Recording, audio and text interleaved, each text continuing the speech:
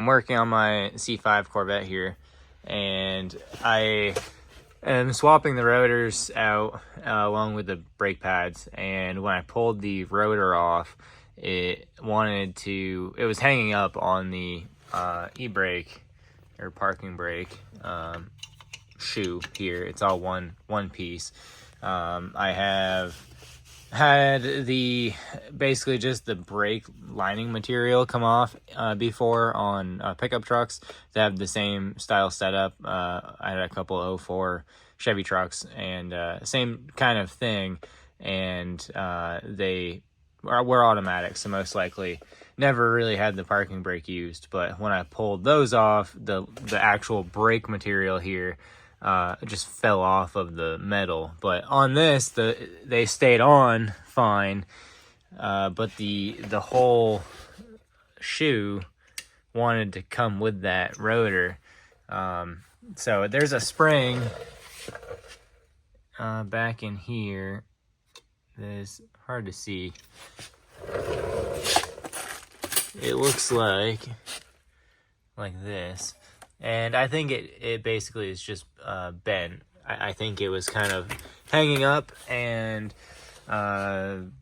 basically I had to really reef on it to get the rotor off, and I think that it basically just tweaked that. So I got all new parts. I probably could have just bought the springs, but I figure I'm in here, and the adjuster was actually, I don't know, it was a little bit hard to move as well. So I got that kit was in this small box, and here's that part number for Asbestos. I got off Rock Auto, and then here is the part number for the actual shoe.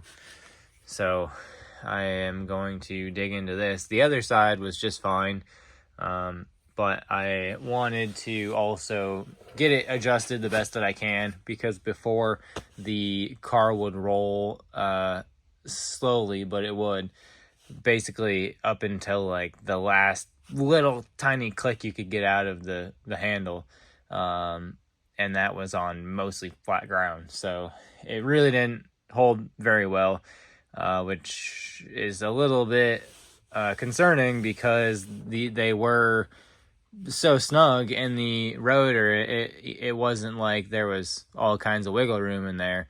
They were adjusted out pretty tight to the rotor. So there may be something else going on, and I'm going to take these apart and get the new ones back in and try to adjust it the best that I can, and see if that fixes it, or if it still just doesn't work very well, and then go from there. I have the old parking brake shoe off. One thing I noticed when I was removing it is that the material is very smooth and very hard, very smooth. I don't know if that's how it was from intended to be. I'll find out a little bit better once I take those out of the plastic, but I don't think that they were that hard and smooth initially.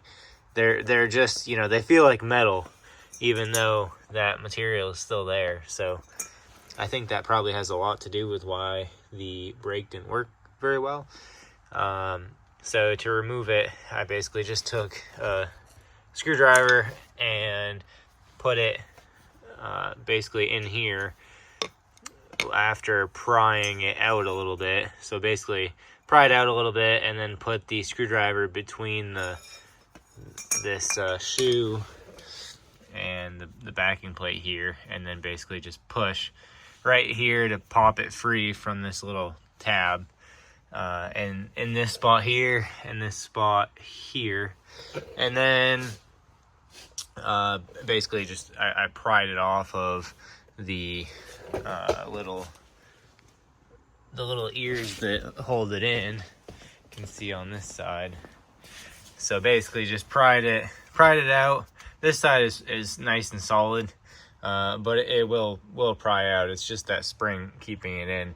and then I popped it off, and then just basically pried between this flange here and then that shoe to get it out of this little groove here. I'm going to use this high temp brake grease that I have already shown, basically inside here and around this body, so that will turn nice inside of the adjuster housing. So I'll get to it. So I have my new e-brake shoe all on. I put it pretty close to all the way in so that I can put my rotor over it and adjust it out until it just slips on snugly. And the way that I got it on there was I used the zip tie, and basically I just put a zip tie around. I put the zip tie through the hole and then caught the spring. This one has 2 holes, so I just used one and caught the spring so that it can't slip out, because this spring just sits inside of this shoe, and then these parts that kind of flare out sit inside those little hooks in the backing plate.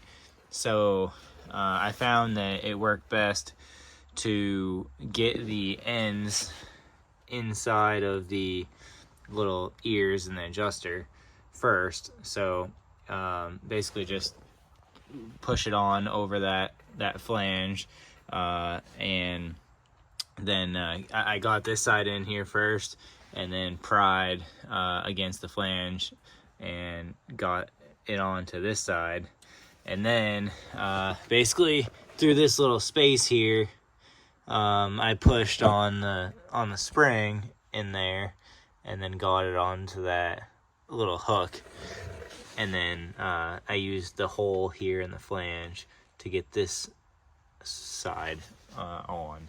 So it's all good, all on, and I can cut the zip tie and slip my rotor over and then start adjusting, and I can turn this here to adjust it out. I'm just going to show how I get this shoe basically on where it goes over this flange here. So basically just kind of get one edge on first, and I have this zip tie here to hold my spring in place because that sits inside of the shoe. So get one side in, and I'm about where I need to be down here for this the adjuster, and then basically just push the spring up, get it over there, and then because it's still fixed with that zip tie, it came out in one spot, but you can get that little tail of the spring back inside if you finagle it a little bit, and then start kind of working it. So I have that back inside, and then I can get one edge where it needs to be, and basically just push it down in there, and then I can take I've got a good sized screwdriver here, and just kind of pry it.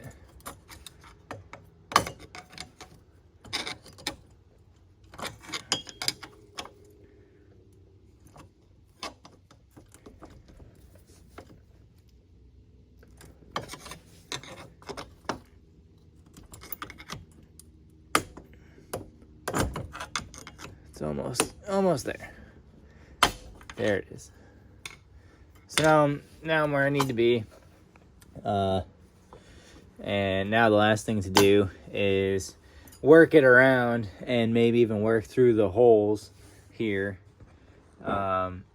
just to get the spring, it's hard to see, just to get the spring pushed into the little, you can see the spring, how it has that little, look at the old one, how it comes out there, and that's where it goes into the little hook.